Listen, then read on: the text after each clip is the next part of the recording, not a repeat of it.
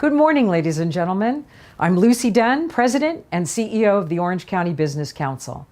It is my great pleasure to welcome you to the 26th Annual OCBC and Cal State Fullerton Economic Forecast Conference, sponsored by U.S. Bank.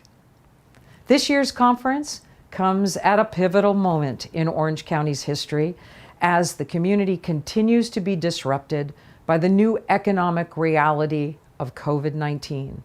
Today, we will hear from two of our leading economic experts who will present incredibly valuable information that can help shape and steer important decision-making for the business community and for our local elected leaders.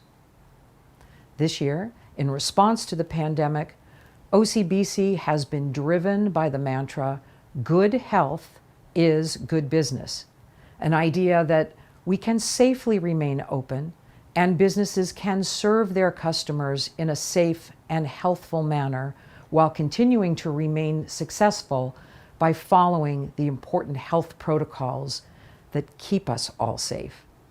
With major employers being forced to reduce their workforce and an uncertain future, it is critical that we listen to these experts who can help advise where we are headed and how we can recover. The theme of the conference is the Great Disruption, searching for innovative solutions and infinite possibilities in a post-COVID world. It's an exploration of what lies ahead. Will Orange County fully recover to pre-COVID levels of economic prosperity? What will have changed? And what trends will drive the national, state, and local economy in the year ahead? With a clearer picture of the trends and how they may impact your business, you'll be able to help navigate your way through these uncertain landscapes with great strategic insight. Now, a brief overview of today's program. And by the way, there should be in the chat box a copy of the link for this beautiful program. So check it out. It details it in further. First, we will hear opening remarks from Cal State Fullerton's President, Fram Verjee. Then we're going to hear from Joe Hensley, Market President for U.S. Bank and OCBC's 2020 Chairman of the Board. And finally, Jeff Ball, President and CEO of Friendly Hills Bank, the chairman of today's event. Then we come to our experts on the national, state, and local economy, Dr. Anil Puri, Provost Emeritus and Director of the Woods Center for Economic Analysis and Forecasting at Cal State Fullerton, and Dr. Mira Farka, Associate Professor, Department of Economics, and co-director of the Woods Center for Economic Analysis and Forecasting at Cal State Fullerton. Stay tuned after their economic forecast presentation for an audience Q&A session. Now, before we begin, we must thank a few folks for making this 26th edition of the forecast possible. First, of course, our generous title sponsor, U.S. Bank. Thank you once again for being our lead sponsor for this event. Presenting sponsor is CoreLogic. Our platinum sponsors, Boeing Capital Corporation, Cal State Fullerton Philanthropic Foundation, Commercial Bank of California, Experian, 5 Point Holdings, LLC, HBLA Certified Accountants. Our gold sponsors, Commerce West Bank, Manat Phillips, LLP, Southwest Airlines, the Coca-Cola Company, and our corporate sponsors, Coast Community College District, Infinity Bank, Orange County Department of Education, SoCal Gas, the Kennedy Group, Transportation Corridor Agencies, and Wells Fargo. This year's 2020 Economic Forecast Committee, again led by Jeff Ball, President and CEO of Friendly Hills Bank, also included committee members Joe Hensley of U.S. Bank, immediate past chairman of our Economic Forecast Committee for many years, Tom Phelps of Manat Phelps and Phillips, Vic House Manager of HBLA Certified Public Accountants, Trish Reed of Cal State Fullerton, Suzanne Chikuniak of Cal State Fullerton, and special thanks to OCBC staff members Lauren Martin and Natalie Rubakova. Now for a few words from our fearless leader, Fram Verjee, President of Cal State Fullerton. Good morning. On behalf of the faculty, staff, and students of Cal State Fullerton, welcome to the 26th Annual Economic Forecast Conference. This year, the Great Disruption, searching for innovative solutions and infinite possibilities in a post-COVID world. This partnership between Cal State Fullerton, the Orange County Business Council, and U.S. Bank is critical to the economic prosperity of Orange County every year. But this year, amidst a pandemic-induced economic crisis, it very well could be a conduit to, as the theme suggests, an infinite solution possibilities in a post-COVID world. Yes, we will do that within our own respective lane lines of providing high-impact education, a leading voice of business in Orange County, and safe and convenient banking with integrity. But when the three of us come together, we are all the more transformative in the one thing that links all of us, the people, communities, and companies of Orange County that we collectively serve, build, and lead. And our strength in numbers does not stop there, as evidenced by all of you, the hundreds of Orange County business and community leaders who join us every year for this program. Not just one day a year, though, but for all fall economic forecasts at every day of every year in countless ways. And all of you are the reason I consistently hear the same two things when I am out in the Orange County business community. The first is, I will take a Titan.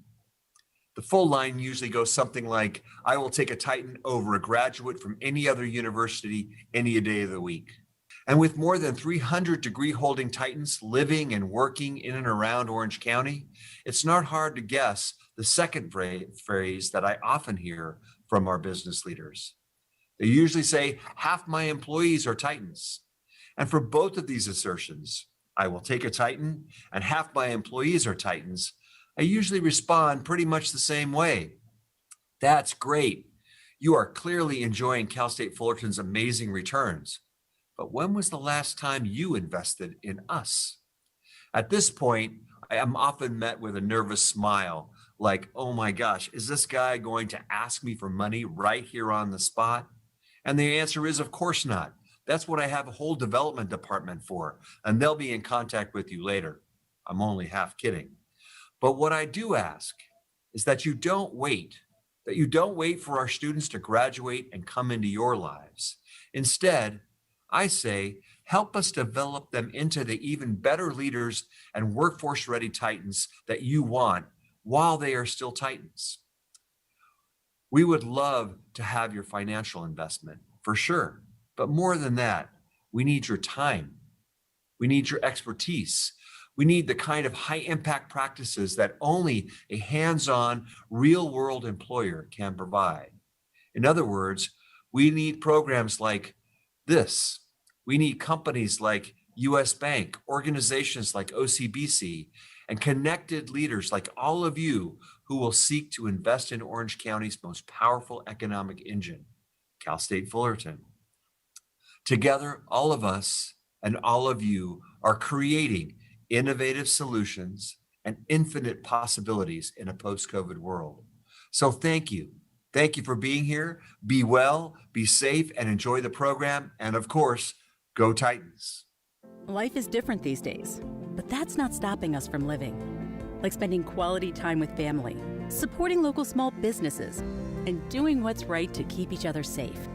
At U.S. Bank, we're doing our part to turn words into action. We're committed to investing in diverse communities by increasing grants and capital to support small businesses, housing, and workplace advancement. Together, we can create the momentum for positive change. Learn more at usbank.com/action.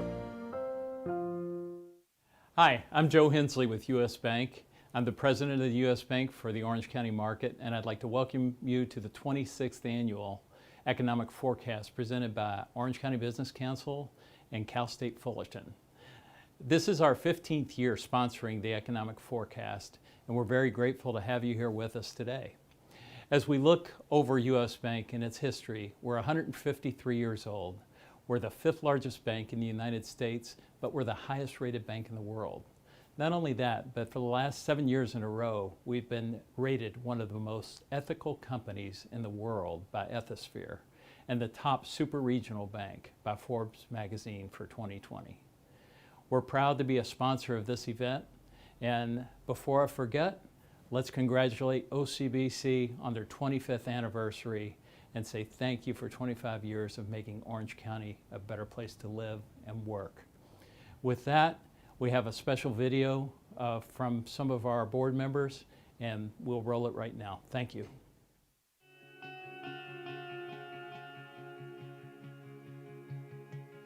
Anytime there's turmoil, and this has been a year full of turmoil in the markets, it creates opportunities or possibilities, and people need to step up into those roles.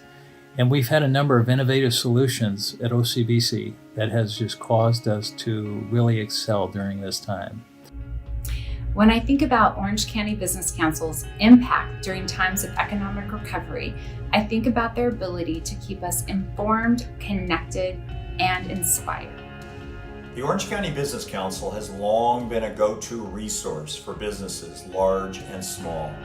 And in 2020, a year none of us will forget, OCBC's value as a hub for critical information as well as real-time guidance and advocacy on how to navigate a myriad of unprecedented challenges has proven again indispensable.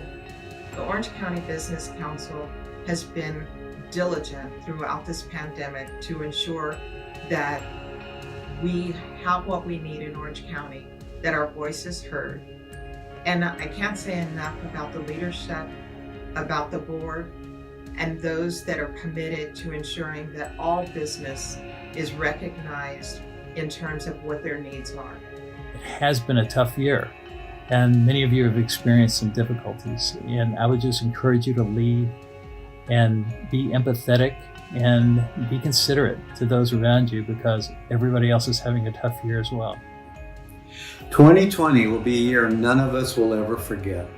However, our close-knit community will overcome these obstacles.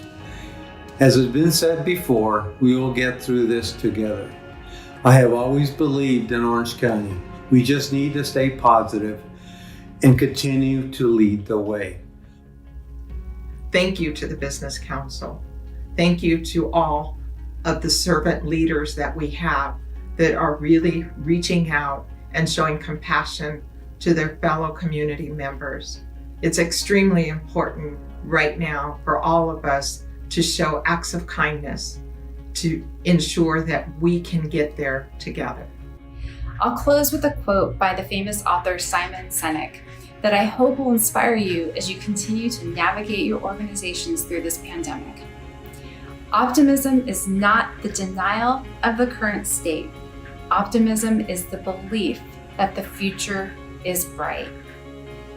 The good news is we will survive the pandemic, and the lessons learned in terms of health and safety, as well as how to operate our businesses and frankly our lives more efficiently and thoughtfully, will shape our marketplace for years to come. The prospects are intriguing, and I, for one, can't wait to watch our communities, our economy, and our values evolve to an even better place. Remember, we're all in this together.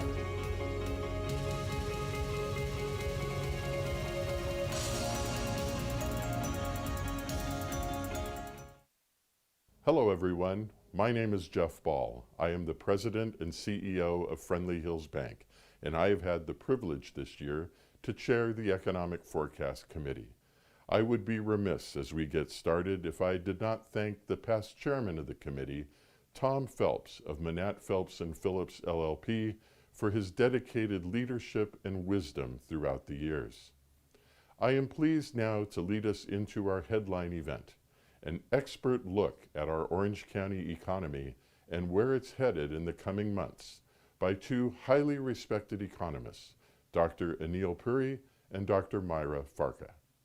Dr. Puri is the founding director of Cal State Fullerton's Wood Center for Economic Analysis and Forecasting.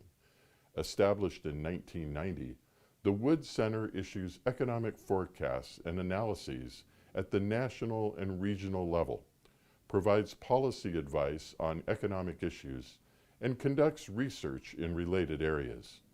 Its objective is to facilitate effective public and private decision-making related to significant economic and policy issues. Prior to his assuming the responsibilities of provost, Dr. Puri led the College of Business and Economics as its dean for 15 years. He is currently a member of the Orange County Hispanic Chamber of Commerce Board of Directors. Joining Dr. Puri to deliver today's forecast is Dr. Myra Farka, Associate Professor of Economics at Cal State University Fullerton and the co-director for the Wood Center for Economic Analysis and Forecasting. Dr. Farka has published in leading academic journals in the fields of monetary policy and financial economics and is a nationally recognized economist in business and economic forecasting. Having received her PhD in economics from Columbia University, she is the recipient of multiple awards for her academic research, teaching, and the accuracy of her forecasts, including the prestigious 2013 Outstanding Faculty Award for the College of Business and Economics. Her expertise in economic and financial forecasting is frequently sought by various governmental and private entities, both regionally and nationally. I look forward to watching their insightful presentation and will be coming back to moderate the Q&A discussion afterwards. So please direct all of your questions to the Q&A box, and we will get to as many as we are able to. Dr. Puri and Dr. Farka, it's all yours, so take it away. Good morning, everyone, and thank you, Jeff, for this wonderful introduction. Thank you all for being here today. It's interesting to note that we have more attendees today in this online forum than we had in in-person presentations.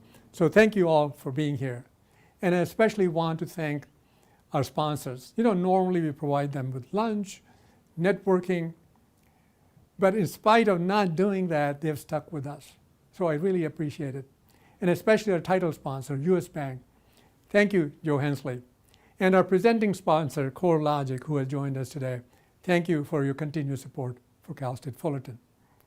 In all the years that I've made these presentations, there never has been a confluence of extremes that we see today.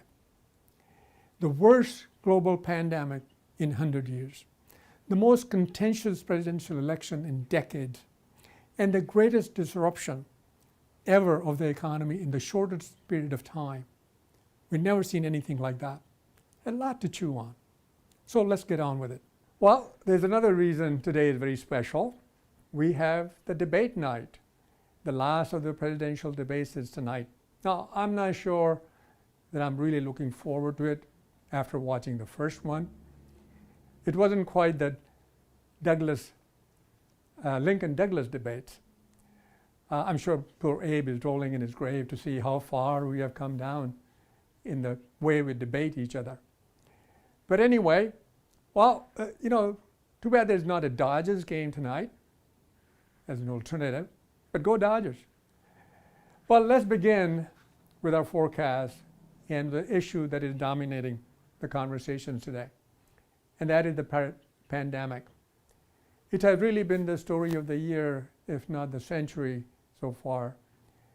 It has really devastated the economies of the world. The planet came to a halt in late March, early April, when most countries declared shutdowns. The cases worldwide today stand at 40 million. 1.1 million died in this past year. Now, this number exceeds the people who die normally from malaria, suicide, or HIV/AIDS, just to give you a perspective. And the pandemic is not done yet. It's going to get worse. In the US, the numbers are also very high, 8.1 million new cases and death toll over 220,000. Both numbers the largest in absolute terms, but maybe not in a relative sense.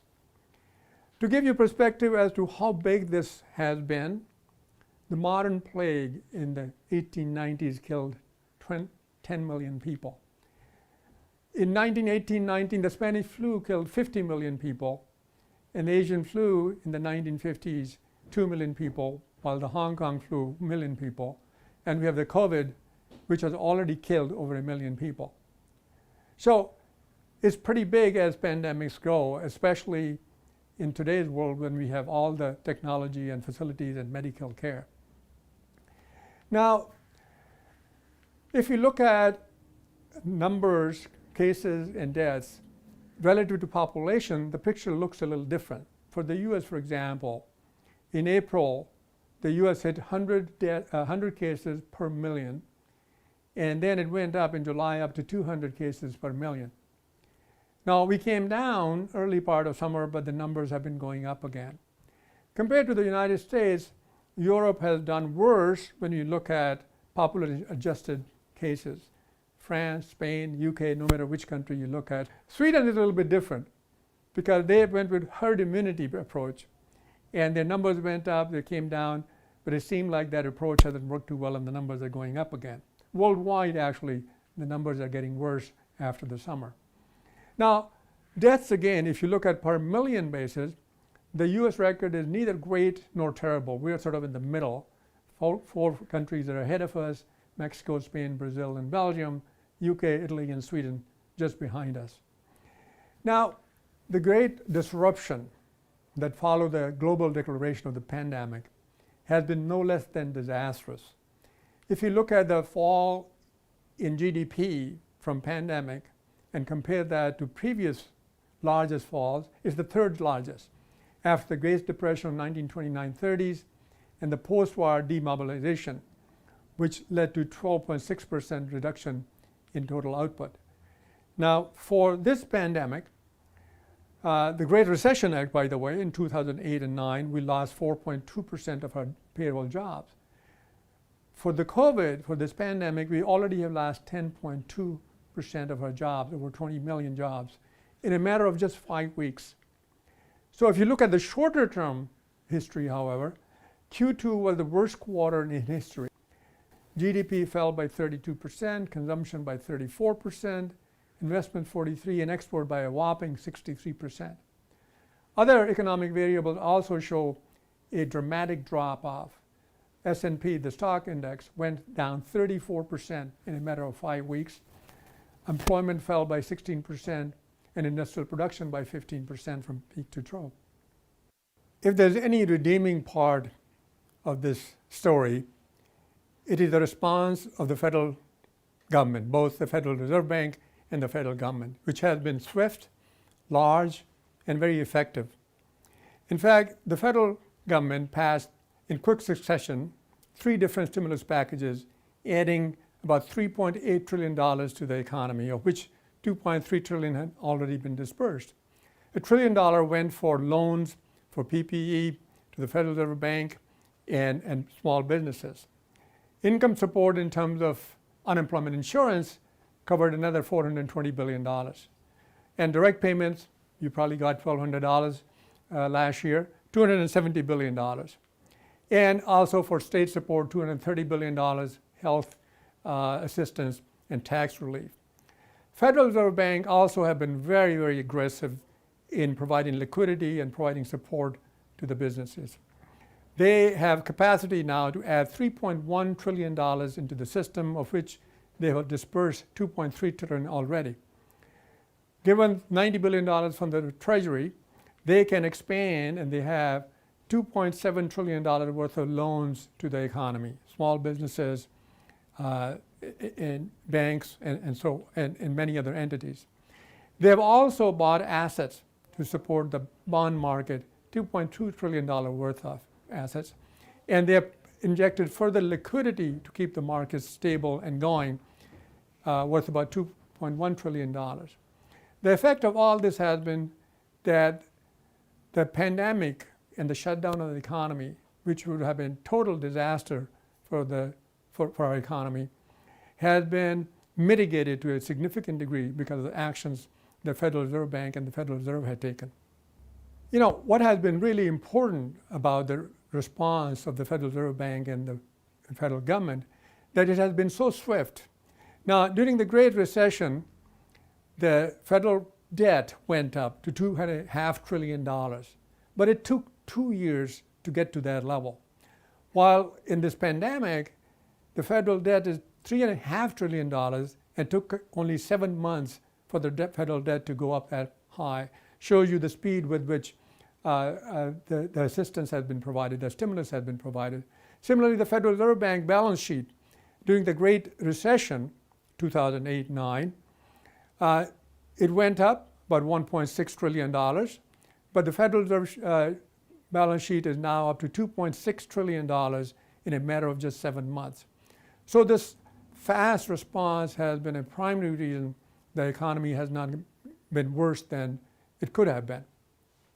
Well, that has led to a sharp improvement in several of the markets, not least of which the stock market. You know, as you know, the stock market took a big tumble in a 5-week period from the end of March to the middle or third week of April, 35% drop. And it kept dropping until the CARES Act was passed, the stimulus package, on March 23rd. And since then, it hasn't looked back. It's back up to the present level, but 55% increase because it's starting from a lower balance, lower base. So it has almost fully recovered. You know, the market performance has been uneven. It has been propped up by the Federal Reserve action and the Congress stimulus package that was approved. High tech has driven the markets. Earnings are not the main driver, because if you look at the performance of different sectors in the market, information technology and consumer discretionary spending have been the big drivers. Communication, material, and health have done pretty well also, but banks and energy are still in the tank. Now, if you look at the performance of the stock market and growth of earnings, they have been pretty much in sync for the last several years, and traditionally they are, except when you look at this year. Earnings have fallen dramatically since the second quarter, and they still are not up to par, but the stock market continues to go up. Now, high-tech sectors, now look at the 5 biggest companies, Facebook, Amazon, Google, and so on. They're up 45%. So we don't know how long this will continue, how long stock market will continue to bounce off the stimulus that the government has provided. We'll have to wait and see. You know, there are many shapes of V. We saw one for stock market. Retail sales also are showing a V-shaped recovery.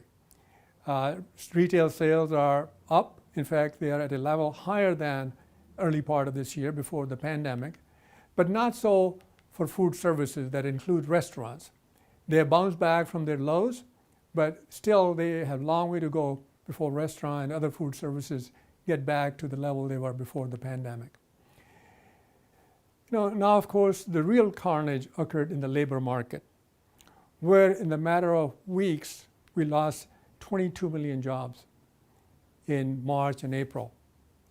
Now, to be sure, we have recovered over the next few months about 11 million of those jobs, but we are still 10.7 million jobs short of where we were before the pandemic. Now, compare this to the Great Recession, where we lost only 8.6 million jobs and over a 2-year period, and then took many years to come back around. So this has been one of the sharpest, if not the sharpest, in fact, it is the sharpest decline in employment in the history of the United States. Now, you know, many of the people went back to work after the lockdown were lifted in May, essential workers, in other words. Well, I worked from home, and I'm sure a lot of you non-essential workers also stayed at home. Well, I was fine with that unless it was pointed out to me how non-essential I had become. Well, where are we now? If you look at consumer and business sentiments, with all the problems that we've had, it's surprising that consumer sentiment is still close to the historical average. In fact, in September, it showed a 17-point increase, the largest increase in the record of that index. Small business sentiment also has been improving, and in fact, it is above historical level. So household and businesses are feeling pretty good. Even with bad conditions all around, they're not feeling as depressed as one might expect. Now, if we look at coronavirus, the cases have started to go up again. In fact, what happened in the United States was that we started with the Northeast, New York, New England area, where the peak hit in May-June period, followed by the Western United States, where the peak was in July, and then the South, Florida, and South Carolina, and other states. And now what we are seeing is an increase in the cases in Midwest. If we look at different states, New York hit its peak in May-June period, 500 cases per million. California hit its peaks in July, August. In fact, California has done much better than a lot of other states, similar to the size or close to it, Texas and Florida, which have had a worse situation. And even today, California is doing better than many of the large states that are shown here. Now, the recovery has moved sideways since midsummer when the cases started to go up. Google Mobility provides us a very timely information on trips that individuals and households take. If you look at the workplace trips, they dropped by 50% in April. They have recovered some, but they're still about 26% below the level in February and early March. Retail and recreation, same story. They dropped about 43%. They're back up, but they're still below 14%, and they're just staying steady at that level. Now, small business revenue has plummeted by 45%, and that too is not moving up greatly. It's still below 24% and just treading water. Labor markets seem to have fizzled out too. We added over 4 million jobs in June, but since then, the growth has been about 1.2, 1.3 million, and in September, only 600,000 jobs were added. Given the unemployment that the pandemic has caused, the number of initial claims for unemployment skyrocketed in March and April and still continues to stay very high, between 800 to 900,000 jobs. And if you add the pandemic unemployment assistance, these are people either in the gig economy or self-employed, the number is about $1.3, $1.4 million, significantly higher than 200,000 to 300,000 average that we see under normal circumstances. Now, continued claims, the total amount of number of people who are claiming unemployment insurance went up to $25 million, a historic, unprecedented increase. Now, over the next few months, it has come down. We have still 10 or 11 million people every month who continue to claim unemployment month after month.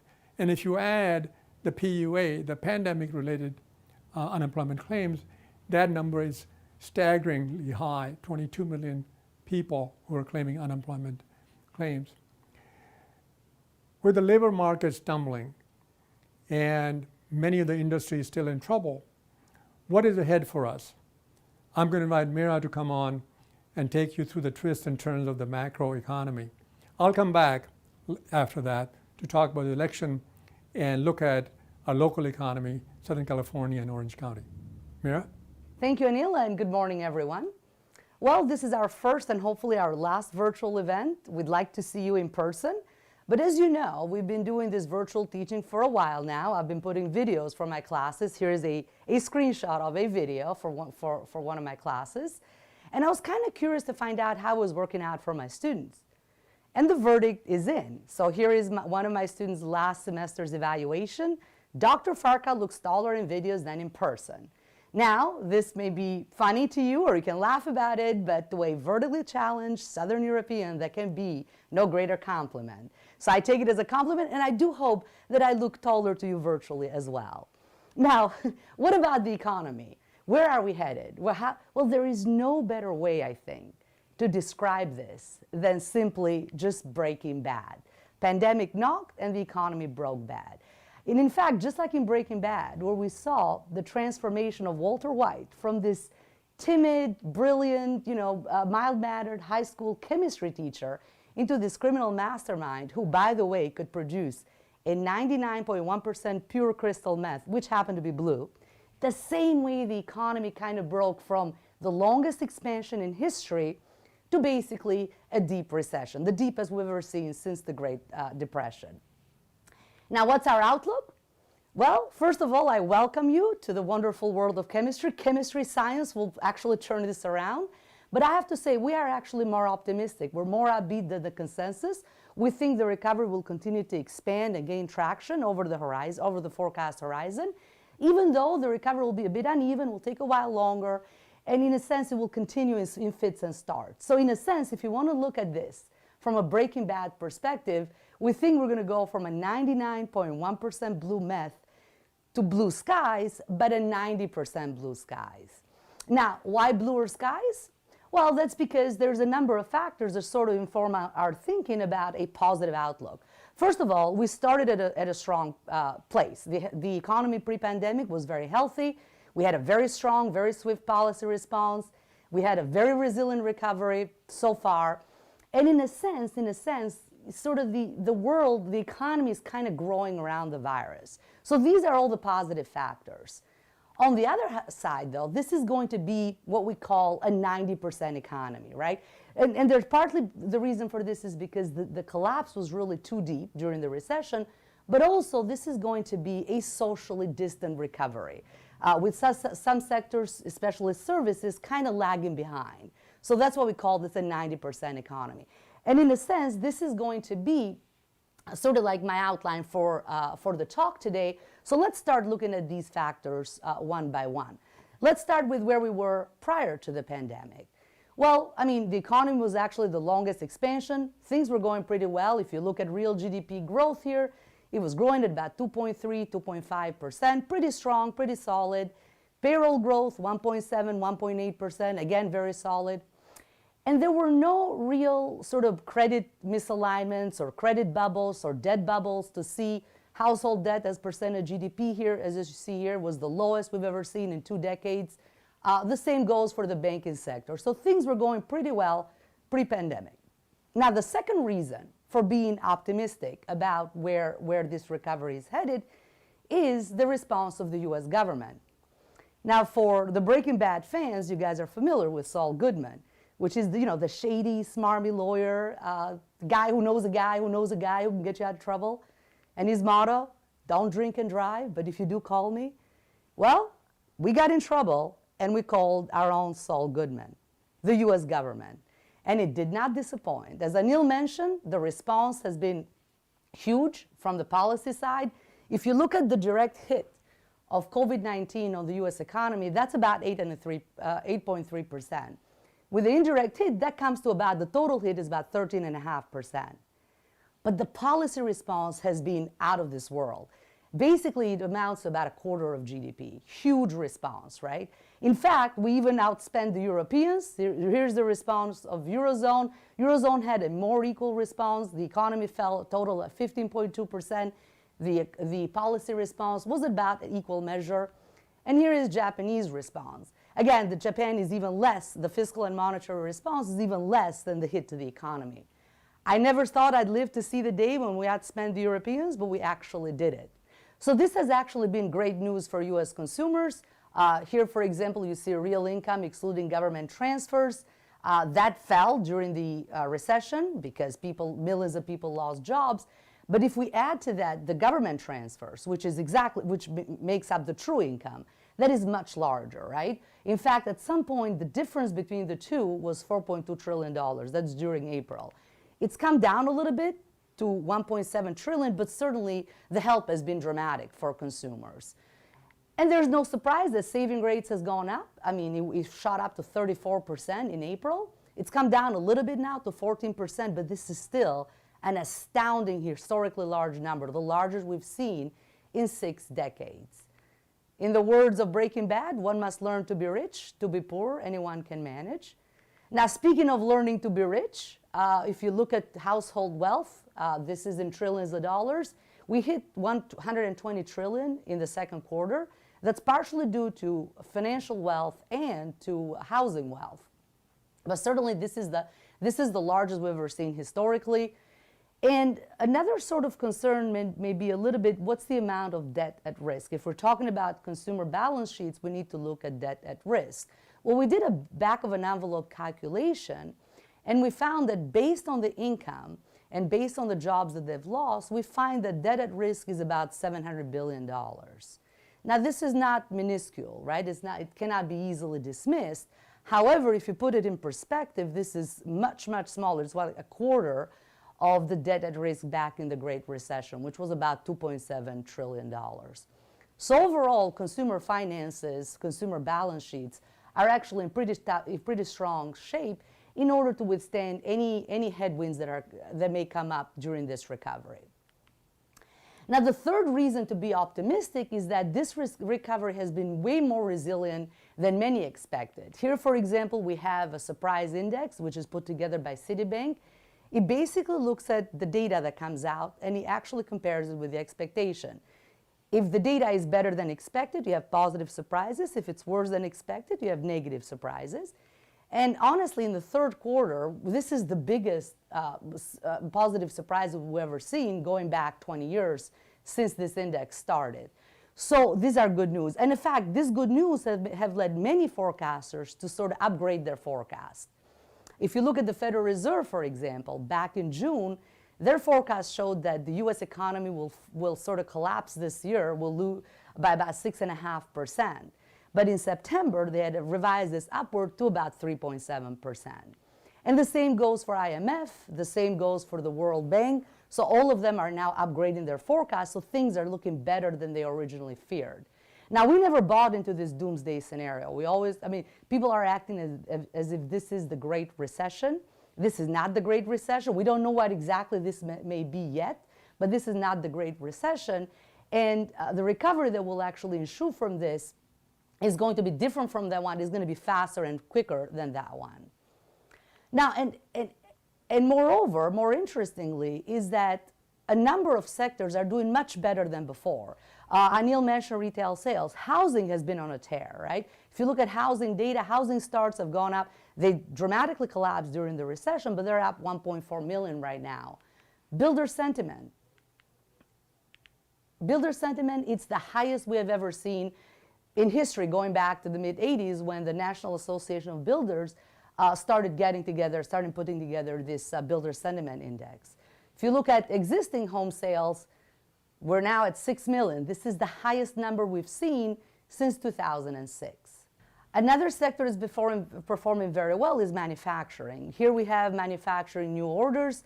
They've closed the gap. In fact, they're now above the levels of pre-pandemic levels. And the same can go for manufacturing shipment. Even though they're down still 5%, they're kind of slowly closing the gap. Vehicle sales are doing much better. Car companies are done making ventilators, have switched to making and selling cars finally. You know, during this pandemic, my only wish has been that, God forbid, should I ever need a ventilator, as a lifelong Corvette driver, that I please not be hooked up to a Ford ventilator. That was all my kind of very modest request during this period. And speaking of switching production, during the pandemic, of course, as you all know, liquor distilleries stopped making whiskey, which I personally thought was a national tragedy, and started making hand sanitizers. Now you know the recovery is for real because they're now making whiskey, so the world makes sense again. But again, we do expect manufacturing to perform very well going forward. Here we have the Purchasing Manager Index, Manufacturing Index. It's been above in expansion territory for the past 4 months. Expansion is above 50. So certainly we do expect this to go forward. Manufacturing companies have a lot of work to do. Firms have depleted their inventories, so this is going to come very strongly. And same can go for services. The good news is even the PMI services is actually well into expansion territory right now.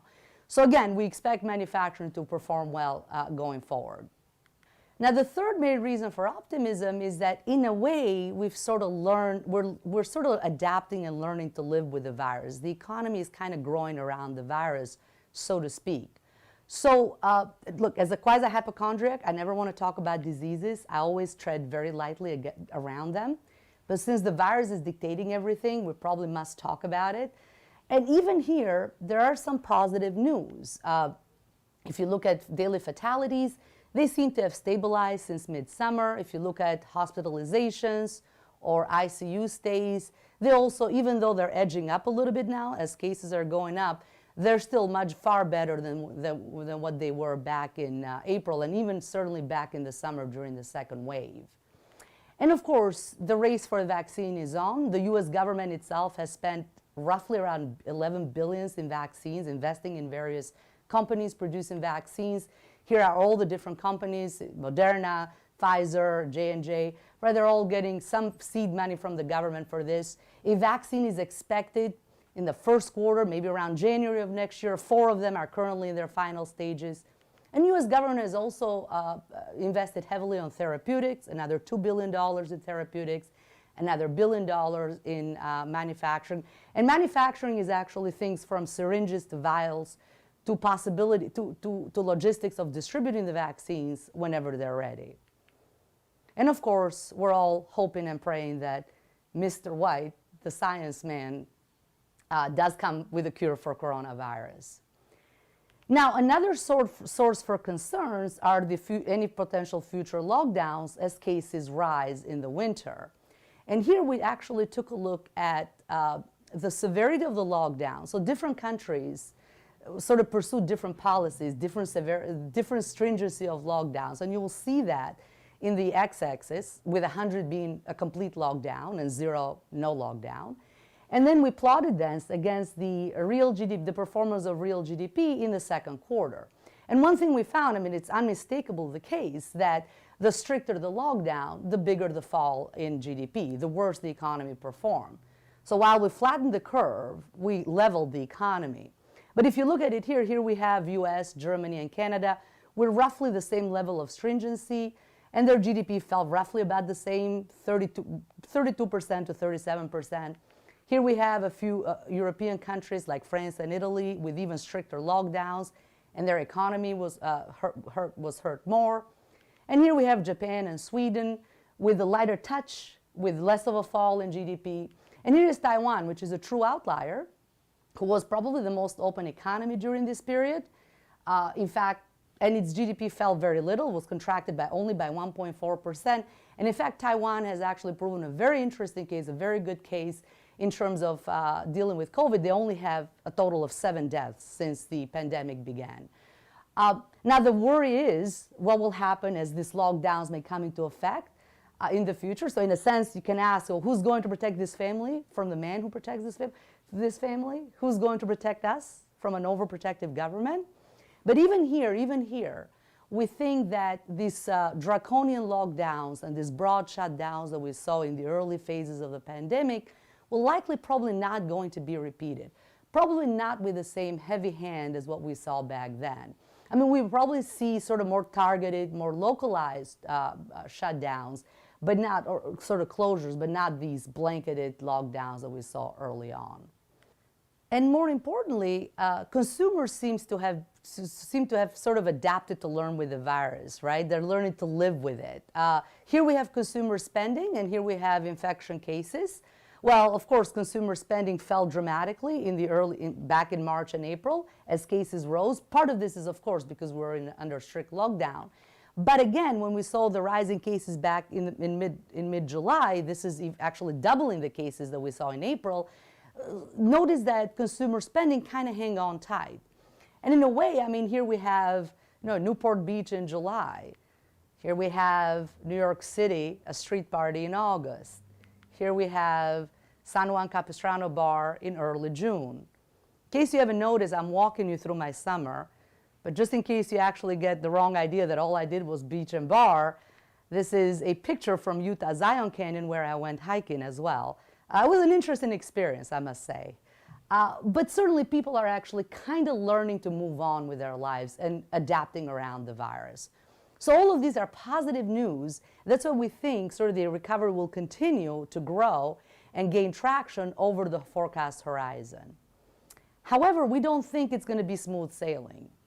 We do think that The wreckage from the recession was too deep and will take a while to reverse. And of course, we're going to see the recovery will be uneven, will continue in fits and starts, it will be lopsided in a way, and it will take a while. First of all, starting with the fact that it will take a while to get back to normal. Here we have the number of unemployed. That's about 12.6 million people that are unemployed. Well, we only have about 6.5 job openings. So it will take a while to soak up all these unemployed people.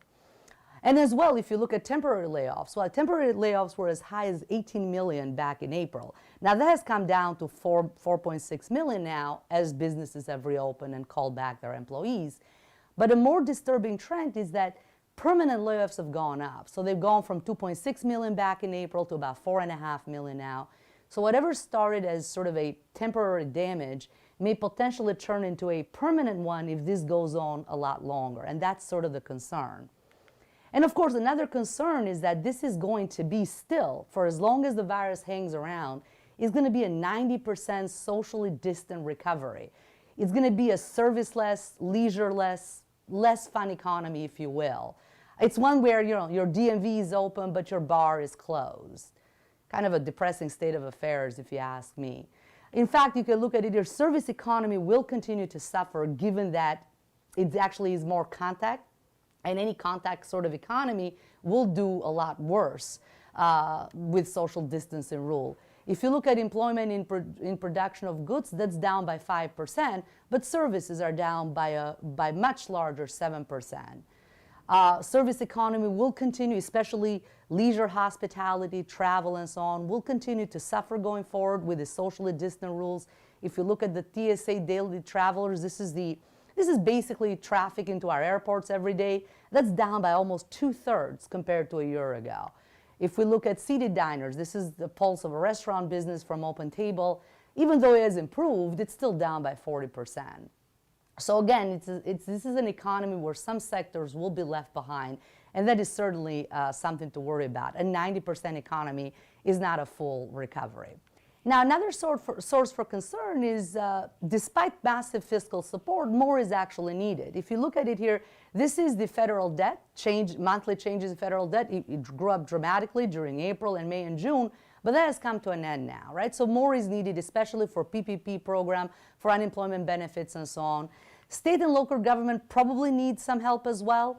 Our calculations show a shortfall of about $470 billion over the next 2 fiscal years. CARES Act added $150 to them. They have about $50 billion in reserves, which leaves about $270 billion in help as well. We do expect that Congress will come into some sort of agreement with a package of about $1.5 trillion, maybe in the fourth quarter, perhaps in the first quarter next year. That's a bit too big, but certainly some help is coming, which makes us feel a bit more positive about it.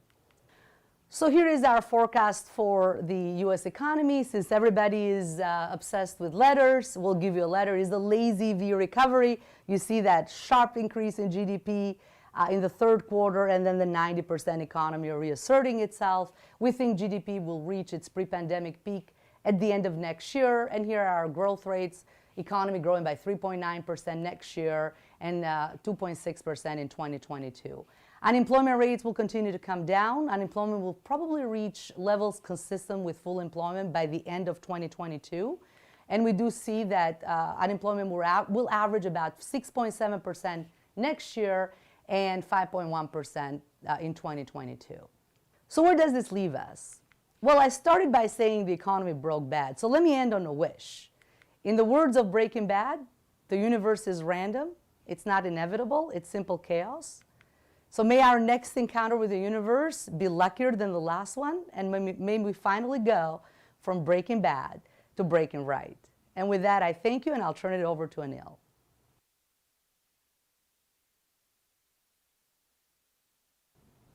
Thank you, Mira. Talking about adventures, I think our next adventure is right around the corner, election. Only about 11 days away. And we have a very excited group of voters and parties that are far apart in what they want to accomplish.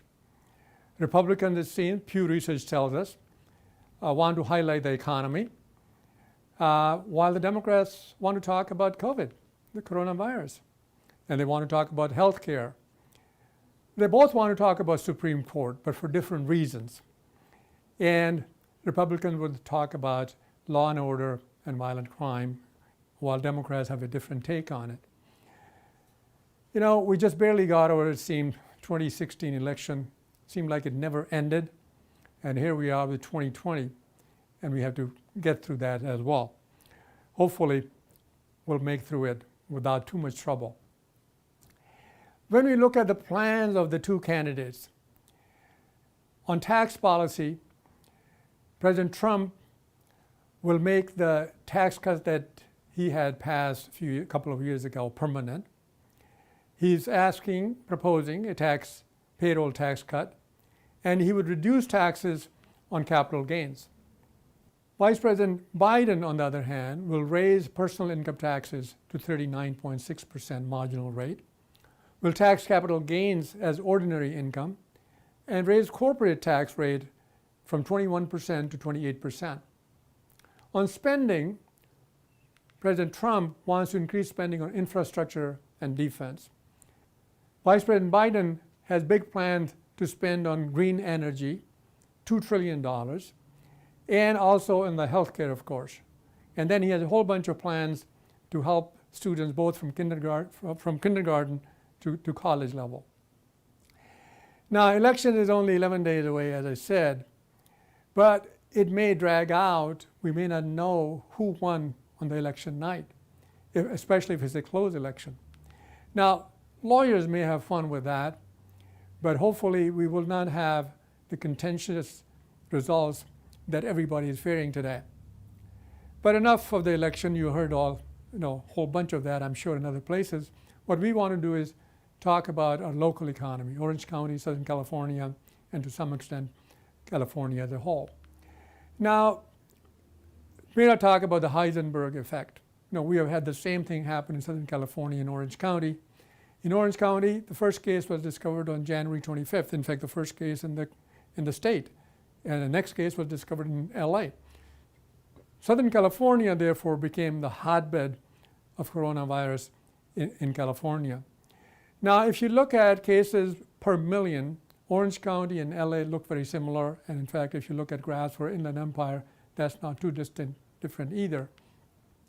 But also in terms of deaths per million, which I think is a better way to look at than absolute numbers adjusted for population.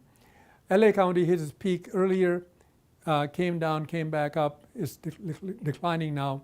And Orange County numbers are also declining. Both are on a good trend. But where pandemic has had the biggest impact on the local economy, as in the national economy, is on employment, on unemployment rate, people who have been laid off. In California, the unemployment rate jumped to 16.4% in May from a high of 3.9 in February. It has come down since then to September rate of 10.8%, which is a little bit below the maximum that was arrived at in the Great Recession of 2008 and 9. In Orange County, unemployment rate jumped from 2.8% to 14.7%, higher than the national unemployment rate, which is very unusual because Orange County's unemployment is always below. We always do better than the national economy. Now, the September number is 9%, well below the 14.7, and which is slightly below the maximum that was arrived at in the Great Recession, in 2008, 2009, 10.1%, which actually took several years to get to that level. Now, in LA County, same story, a little worse actually. LA County's unemployment rate hit 20.8%, and Inland Empire picture looks very similar to other parts of the region. Now, the effect of the pandemic and unemployment from that pandemic has been distributed very unevenly by age, by sex, by education level. And let's look at some of those measures. If you look at age, it seemed like the 20 to 24 group was hit first in March and April. And since then, prime age 25 to 54 people, they were hit next. All the rates have come down now. Prime age group is the largest. We adjusted it for population. And 55 to 64 looks the same as previous group. And seniors are, of course, much lower, same as the young. Senior, old age is a second childhood, I guess. If you look at unemployment insurance claims by education, high school or less, people with less education were hit the worst early on. College, vocational were the next group to be hit the worst, and followed by associate degree holders and bachelors, and then of course the masters and PhD. In other words, the impact of the pandemic was inversely proportional to the income education level that people had. The lower the education level, the worse the impact. Now, if you look at impact by races, it seemed like the black population got hit first and worse. And lately the numbers have gone up. We are checking with ADD to see if it's a data problem or it's a real issue. But these are again adjusted for population because black is a very small group in Orange County. The next group to be hit hard was Asian population, and then Hispanic population, and of course the white population. Unemployment losses have been worse than in the Great Recession. If you look at California, payroll employment fell by 14.9%. More than 2 million jobs were lost from February to April, just in a matter of a couple of months. Compared to Great Recession, where we lost 8.3% of the job over a period of 3 or 4 years. And now the the payroll losses have reduced to 9.2% below the February number, but they're still more than the Great Recession losses that we had. Orange County lost 16% of its payroll jobs, about 250,000 jobs, while in Great Recession, the job loss was only 12%. Now, it has recovered many of the jobs now, and we are below only about 10%, 9.9% compared to the February level. LA County also got hit badly, 15.5% job loss, and they're still below the level reached during the Great Recession. Inland Empire is very similar to Orange County. The pain of unemployment was distributed unevenly across different business sectors.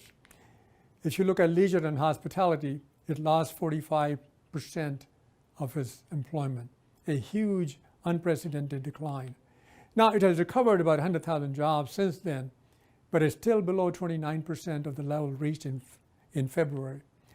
Other services, hair salons, haircut shops, and other personal services were down by 35% of its payroll total of February, but it has recovered to about 20%. Other sectors also did badly, and they have recovered, except education and government, where the situation is worse now at the end of September than it was in May. At the end of September, Disney Company announced 28,000 layoffs, many of which in Disneyland here in Orange County. That is a big hit, not only to Disneyland, because Disney Park is closed and no sales, but all the local restaurants and hotels that depend on Disneyland's visitors are being affected by that. Now, we did a study of Disneyland's operation and the impact that it has on the county's economy and Southern California economy, and we have estimated the cost that Disneyland's closure has imposed. From March to September, 20,000 plus jobs in Orange County and 28,000 in Southern California are estimated to have been lost because of the closure of Disneyland. Disneyland had lost Orange County has lost $2.1 billion in output, and Southern California $3 billion in output. Now, recently we got the news that finally the state has proposed guidelines for Disneyland to open. It may take several weeks or longer. It all depends on what happened with the coronavirus. But we estimated that if Disneyland were to close for a whole year, Orange County would lose 33,000 jobs and Southern California 46,000 jobs, with an output loss of $3.4 billion for Orange County and a huge $5 billion loss for Southern California. So the sooner Disneyland opens, the better it is for a lot of people who rely not only for their work, but also to visit Disneyland. And it has huge psychological impact on the county's economy. Now, as soon as the lockdown was lifted in May, people started going out. Now, Consumer mobility data for retail and workplace tells us what is happening in some of these sectors. Grocery stores were the first to get a rush, and then the strips came down. The rush, of course, was the great toilet paper panic when everybody went to Costco and emptied the shelves. Now that didn't last very long, and grocery stores are still down in terms of visits that the households have been making. Parks, on the other hand, people couldn't wait to get out. The visits to park, while it fell in March and April, is up 15% compared to February. Retail trips have been up as well, but only if you consider that it dropped by 60%, and now they're still up 31% below the level reached in February. And workplace trips, of course, are still about 37% below the peak. Not everybody, but a lot of people working from home. There's a positive side to this scenario that is coming into focus now. That is the households. Now, thanks to the federal government handouts, $1,200 and unemployment insurance, people have been making their payments on time. In fact, for the last several years, the economy has done well, and the late payments have been coming down, not only for Orange County, but LA and Inland Empire as well. But especially during this year, people have been paying off their balances. As a result, the credit score for Orange County residents is highest ever, 796, unprecedented. Now, Orange County residents have also been paying off their debts. After increasing debts in the last 4 or 5 years, is down in 2020. Same is true for LA County and Inland Empire as well. Housing is one area that is a silver lining in this dark cloud. Housing prices and sales lately have been going up. Last year, the prices rose less than 1%. But this year, after the May drop-off, double-digit increases in housing prices, median housing prices in Orange County, as well as other counties in Southern California. Now, whether it'll last or not, it will depend on how the income and employment picture looks going forward. Home sales have rebounded after dropping 50% in May in Orange County. For August, they're up about 14%, and we see similar changes in LA and Inland Empire. To supplement the data that we get from Employment Development Department and other sources, the Woods Center at Cal State Fullerton conducts its own quarterly survey. Many of you have participated in that. Thank you. And those who haven't, we could ask you to join us as well to provide information on the state of the economy. We create an index called OCBX Index that tells us what business people are expecting in the next quarter. The last survey was done at the end of September, about a month ago, 4 weeks ago. Now, index dropped to 22% from being above 85 in month of February. In March and April, it dropped, and it has gone back up to 81%, still below the level in the last few years, but a substantial improvement. Following the OCBX index, payroll changes have also improved. After dropping more than 20%, payroll employment is now only 10% below the level reached in February. We asked the business executives questions on their profitability. In the second quarter, when we asked this question, just when the lockdown happened, 78% expected their profits to drop. But this time in September, when we asked them, 44% expect their profits to go up. Similarly, for sales, while 72% in the second quarter expected sales to be lower, 46% expect their sales to be higher in the coming quarter, in the fourth quarter, which is the current quarter. And when it comes to hiring, at the end of the second quarter, beginning of the second quarter, 50% of the employers expected to lower their workforce, fire people, lay off, and 46% intended to keep the same, while for the current quarter, 70% expect their payroll and their employee number to remain unchanged.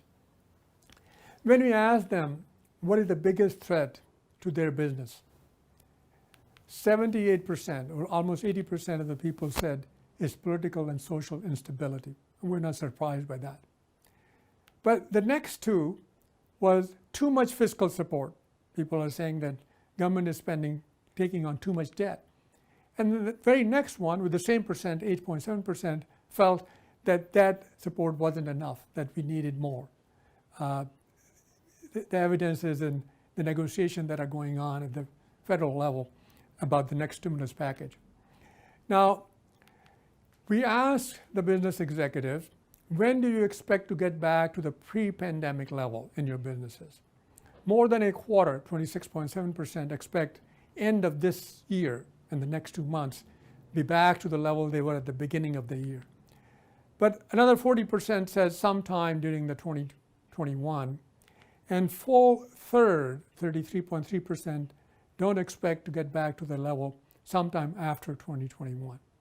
Overall, it's a pretty optimistic outlook, I think, that business people have on the economy and their own businesses. So based on all the data and all the observations that you could make, here are the forecasts for Orange County and Southern California, LA and the region. We expect Orange County payroll employment to drop by 7.5% this year, and then go back up 3.7% next year, and about 1.7% the year after. Similar outlook is available for LA and Inland Empire. We have all these numbers in the report that you will see later on with the tables.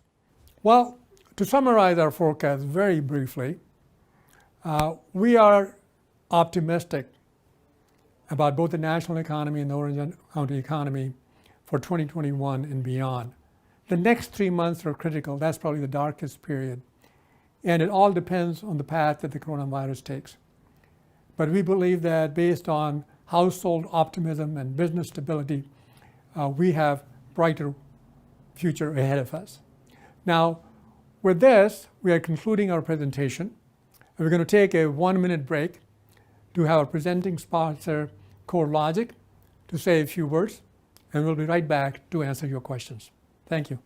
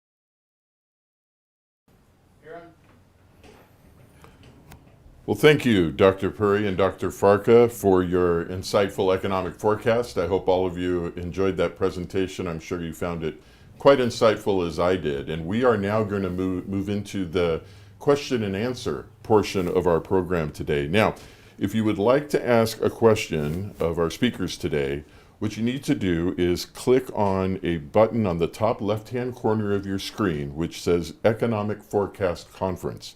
And if you click that, it's going to direct you to a YouTube page where there is a chat box that is live on the right side of the video. So you can pose your question there, and it should come through right here to me on my handy little iPad, and we'll be able to pose the questions directly for you. So with that, let's get started. And the first question that I'm going to pose, I'd like to pose to you, Dr. Puri, and that is, we've talked about how quick and swift the government was, the U.S. government, in providing some help with the recovery. And as a result of that, we've seen a significant increase in the amount of national debt. And I'd be interested in some of your thoughts on how that plays out, not only for the short-term recovery, but also as we look further out into our economic horizon. Given the depth of this recession and the loss of jobs, the first priority right now is to get out of this hole that we have. There is no other way to do that except by huge government support and the Federal Reserve action that have been taken. So in the short run, there is no way of avoiding it. In fact, we have to provide more help. There will be a time, a few years from now, 2 years, 5 years from now, or longer, when we are going to have to deal with paying off the debt and the payments that will accumulate on this debt. But immediately, I think even both parties agree that what is needed is help to those who are unemployed, who lost their jobs, sustaining liquidity in the system, and providing a path for the economy to improve. Mira, you want to add something? Sure. So I agree with Anil. So obviously, the biggest sort of boost to the economy was needed right now to be able to sustain from the to be able to get it out of this big hole, which is this big recession that we had to endure. On the longer term, though, and the problem is that because interest rate is so low, both sides are not, and interest payment on the debt is really low. It's actually lower than it's been over the last 2 decades. The impulse is to keep pumping more money, keep pumping more government support in the economy. We mentioned this earlier. I mentioned in part of my talk a little bit earlier, was that more support is actually needed, certainly for PPP loans, certainly for unemployment benefits, and some state and local government, but it doesn't have to be the $3 trillion or the $2 trillion that we sort of hear bandied around. A more targeted, smaller bill will be more necessary and more efficient. The problem is that both sides seem to agree that the bigger the better. And again, this will add more to the debt, and this will make it even more unmanageable in the future. So both low interest rates and sort of this quasi almost state of emergency that keeps continuing will keep us adding on to the debt over the next few years, which is, in a sense, quite a tragedy. So I'm going to ask a follow-on question to that, being the banker in the room, and obviously you alluded to it, Dr. Farka, in terms of interest rates and what you think will happen in the longer term as it pertains to interest rates and what we should anticipate. And part of that also, the question is, has the Fed run out of tools that they have that they can use? I'll start with you, Dr. Farka. Turns out they haven't, right? So they've assured us that they'll do whatever they can to keep the economy going. What goes unreported, which we try to highlight in our presentation, and Neil spoke about this, is that even though right now the Fed has pumped in roughly about $2.3, $2.4 trillion in the economy, they have the capability to do even more, $7 trillion, perhaps even more so. So at one point you start worried about inflation, you start worried about debt. Right now, I don't think anybody is concerned about that. Again, our worry is we're doing a bit too much. Yes, there is need for more money, but more targeted, more well thought out, smarter money, rather than this kind of broad blanket where you throw everything at the wall and try to see what sticks. Anil, you have any further thoughts? I agree. Right now, we have to do what we can because the cost of unemployment and the loss of output in the next 6 months, a year or two, if not prevented, is going to exact a lot more cost for the economy, for the society. Then we might have to spend $1, $2, or $3 trillion in helping people survive through this crisis. So I think in the immediate near term, which I define as 6 months to 2 years, I think we need to sustain demand, and we need to support businesses so that they don't go out of business, but continue to operate beyond the pandemic. So based on that and some of the comments that we've heard from the Fed, how long do you two think that we're going to see this low interest rate environment continue? I trust the Fed till at least 2023. Sounds like that's the case. I'm heartened a little bit only because at least they're not going negative for now. I mean, Bank of England is not thinking of going negative, and the rest of Europe and Japan has certainly gone negative interest rates for a while. My only hope is that we don't go there, but certainly zero interest rates seem to be here to stay for at least the next 3 years or so. Great. That would finance the debt as well, right? Right. It's huge. So the fact that interest on the debt is kind of contained is what I think is pushing more and more of this debt. Sure. Let's transition a little bit into talking about some of our different industry segments. And we've seen it's been an unbalanced recovery as it's impacted different industries, and certainly hospitality and tourism is an industry that has been hit particularly hard, and that impacts our low-income population. Those are jobs where the people cannot work remotely. But as you think about some of the other industries and how they may be impacted through this recovery, what are some of your thoughts, Anil? Well, hospitality and leisure industries includes not only restaurants and theme parks, it also includes airlines. They are in very deep trouble, and unless some help is coming forth, we might see some bankruptcies. On the brighter side, we have construction industry that cannot find enough people to build houses and provide the housing to people who need it. In between, there are all sectors that everybody's getting hurt because the demand is not there. As Mira pointed out, it's a 90% economy. When it gets to there, it still will be 90% economy for some time. You're not going to get to 100% for some time. And that means everybody is hurting because we cannot do everything that we need to. Commercial real estate is another sector that is going to be affected, and people are going to have to start thinking about how much space they really need to do their job because of better adoption of digital technology, working from home. So there's going to be a new set of industries, new way of doing things, and that's going to create different jobs. The transition period is always difficult, but I think ultimately we will come out ahead of that. Let me add a little bit more to this. I don't think, and Anil probably agrees with me on this, but I don't think we subscribe to this long-term shift, this radical shift that, we're not going to fly ever again, or, travel is not going to be the same again.